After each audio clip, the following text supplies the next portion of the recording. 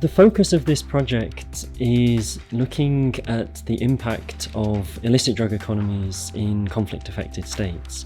And the reason why we wanted to focus on this issue is because these illicit drug economies have become a key part of borderland areas in these three countries and have long shaped both the dynamics of the conflict in these areas, but also the livelihoods of people who have been caught up in those conflicts. So on the one hand, it's a way of trying to understand the dynamics of armed conflict better and the role that drug economies play both in financing armed conflict and in financing counterinsurgency strategies against that.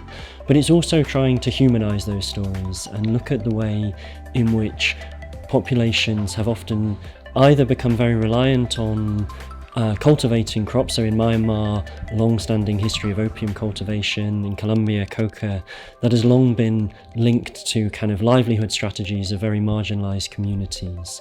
And yet, often the narrative around drugs in these areas is that they are purely kind of fueling armed conflict and financing kind of insurgency.